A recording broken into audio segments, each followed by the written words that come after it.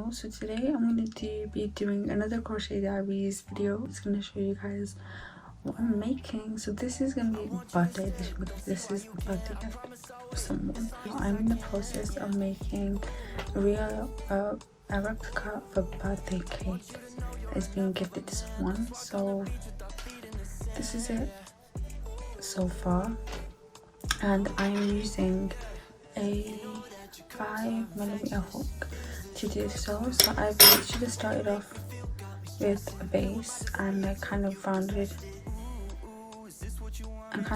the corners up like so, to give it a standing thingy. So it's not done yet, as you can see it's quite a thin base, so I'm going to continue this. It's in progress right now, but that is number one. And then number two is this bumblebee plushie. To make this plushie, I used chunky pink yarn, chunky yellow yarn. Tried to make the eyes with this like thin black yarn, but that didn't work, so I ordered some like eyes, like beaded eyes. Those should be coming with, but this is the plushie so far. It's got a body and wings, and I will be adding the eyes and showing you guys like progress of the plushie entirely when it comes close to the time of finishing. And I will take you guys to the journey of making and completing both the plushie and the birthday cake.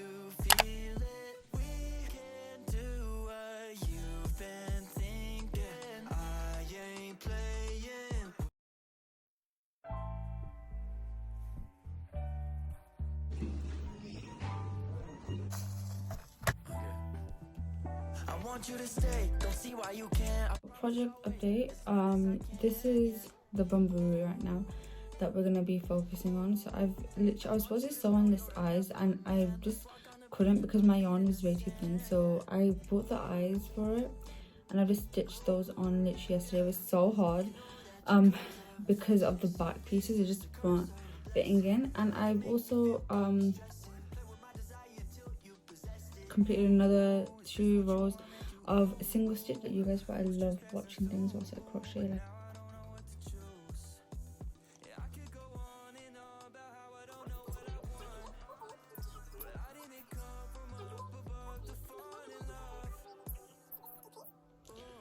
so I'm gonna do a decrease stitch now around the entire thing so that I could put stuffing in it. I actually had to save stuffing for over how long was it? Literally last year, I think. For a year, I literally just saved the stuffing that I could find. I remember we were like throwing out some old toys or something, and I had like a lot of teddy bears, and I basically de-stuffed them all before throwing them away. So it's like, I'm gonna need this. That's when I just got into crocheting. So to do a decrease stitch, I'm gonna just show you guys how to do a decrease stitch. So to do a decrease, what we're gonna need to do is first stitch like normal. So just as an example, I'm gonna do the first 3 stitches into this piece like normal. So first, second,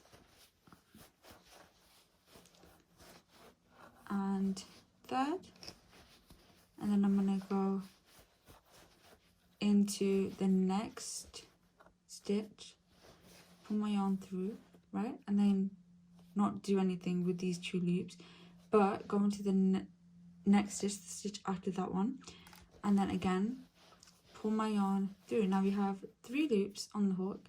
We're gonna yarn over and just pull through all 3 of those loops, and then basically it combines 2 stitches into one. And then if you continue that pattern of decreasing stitches, however it is that you want to do it, you should end up with a smaller piece on that specific row to the one previous to that row, if that makes sense. I feel like I just explained that really badly. But yeah, you're just gonna continue. I don't even know if that was in there. With decreases, this is how you decrease. It's really easy, to be honest. It sounds complicated because most of your stitches are either going to stay the same or increase, but no, it's very simple, and this is just how you do it.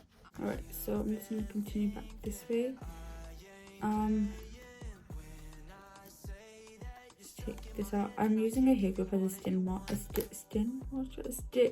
stitch marker right now, so it's actually quite helpful to have something, especially when you're doing like plushies or something. It's helpful to have a stitch marker in place, to be honest. Like, I never used to use stitch markers, and all my projects used to get all messy because I thought I knew everything basically, and I didn't. So anyways, I'm gonna just loop that through and chain one. And as you can see now, this is smaller than whatever that was. Like, you can't see a big difference, but you can see it narrowing in. So you can see this started off small, got bigger, then it kind of stays the same, and now it's getting smaller. And that's what the decrease is there for, just to make closing projects off simpler.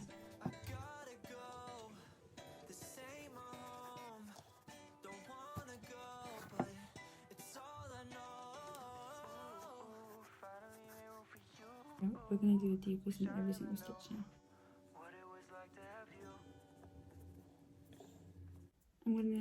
I'm gonna do a decrease in every second stitch now, and then in every stitch after this. So to decrease in like every single one of these stitches, we're gonna do so in that hook, in the next stitch, and also the hook, I meant stitch, and all three. Right, and let me go on like that. So in this stitch, pull through, in this stitch, pull through all three.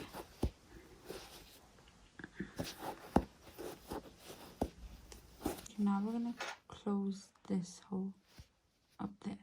So I'm gonna grab a darning needle or yarning needle and cut this off.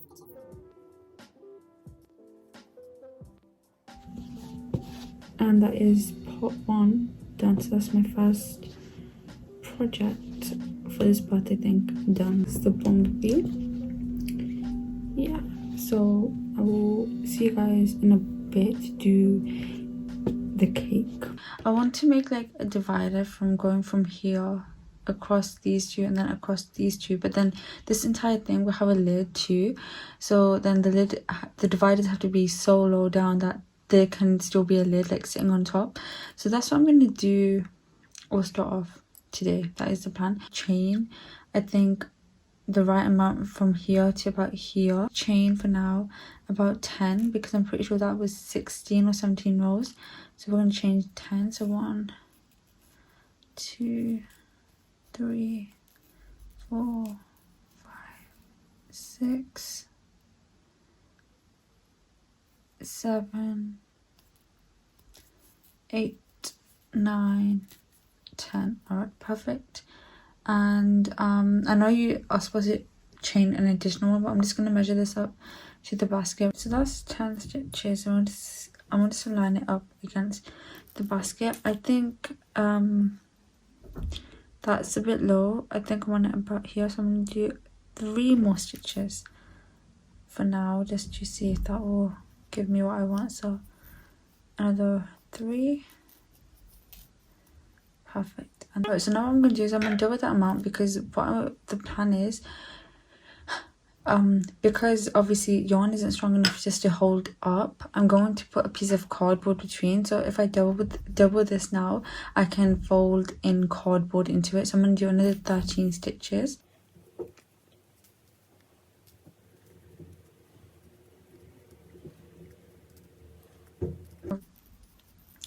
And then 1 more for turning.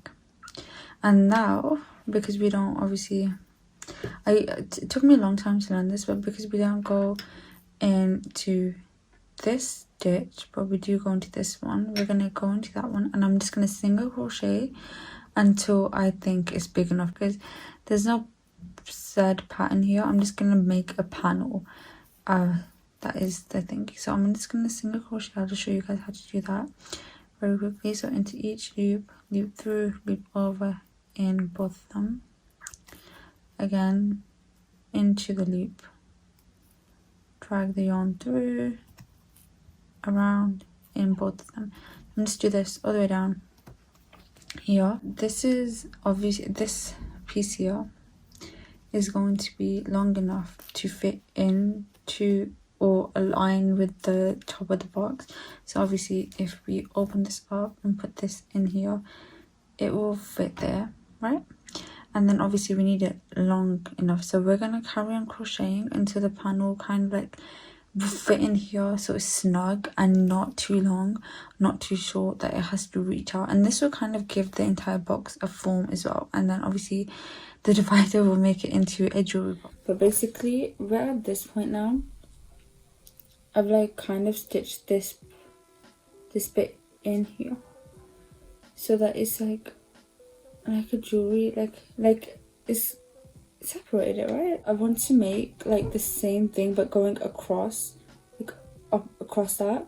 So we are gonna go ahead, and I'm trying something out here. I've never tried this before, so I'm basically trying to, so I've made the first part of what will go like on this side, right?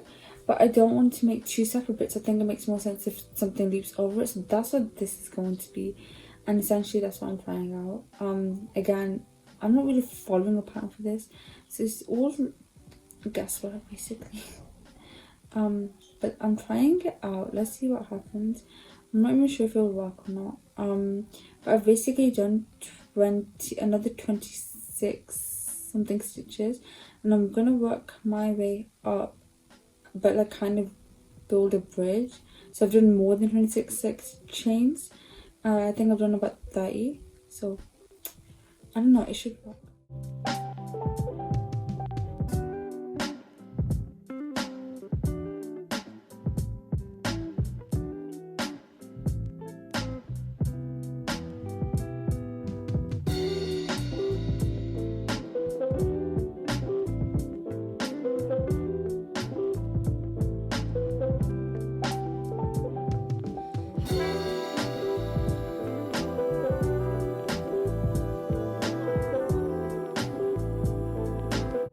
Made all of these.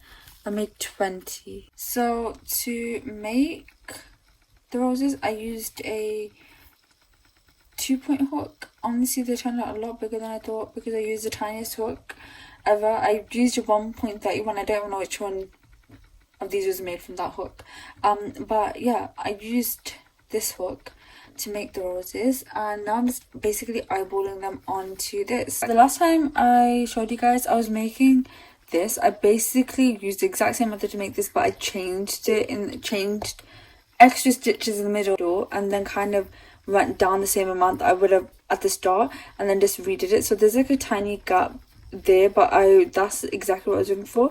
And yeah, so I'm literally just eyeballing on. So as you can see here, they're not stitched in yet. It's like a lot of loose thread, and that's because I'm not done yet. I'm just eyeballing them on, seeing if I like it. If I do, I'll keep it. If I don't, I'm gonna change it around, just because they turned out bigger than I thought they would. So it's just helpful to kind of get a good look at it. Okay, so this is the current progress of the cake box, jewelry box thing right now. So I've literally put the roses all around, and they're not like, they haven't been like stitched on yet. They're just like here for now. And as you can see, that one's literally fallen. But it's kind of eyeball them just to give them like a good distinction of if it is where I want it to be. So yeah, this is the inside of it. So it's got 4 sections like I showed before. It's got just 4 sections, and it's just meant to be there for easy storage essentially. What I'm doing is I'm making the lid of the box. So for the lid, I'm literally just trying to figure out how big basically is big enough. So this is 15, I think it's technically speaking 17 rows, but it's 15 added stitches. So I'm just gonna literally bring the box forward, see if that will sit on there. Looks good to me. But it does have to be a bit smaller than the box. I plan to make the lid smaller than the box, so that I can do single stitches and kind of get it to sit in the box when it's not being used. But yeah, so now I'm probably going to remove one roll, because if I do, make it smaller. So yeah, that's 15, so I'll do 14 then. That's the progress so far. Once these are stitched on, so you can see like the falling, they won't look like that once they're stitched on. Once they're stitched on, sorry, they will be tight like that, so they'll be facing upwards. But that's the progress. This is the finished product. So we've got the lid, which is this piece here. I've basically bombarded it with roses and then put a little 18 there for the person I was gifting it to. It's been filled with paper and cardboard inside, so it's very firm and thick, as you can see, so it can be used as the lid to the box, like so. It sits nicely onto the box and closes it. Then this is the inside of the box. It's just divided into four quarters as shown in the other clip. And yeah, this is just the surrounding box and how it looks. And again, it's just supposed to be a replica of a cake that this person was gifted. And I hope you guys like how this design turned out, and if you want a tutorial, please do let me know and I would love to make one for you. Thank you for watching. Have a good day. Bye. I've been running the same, you've been looking my way.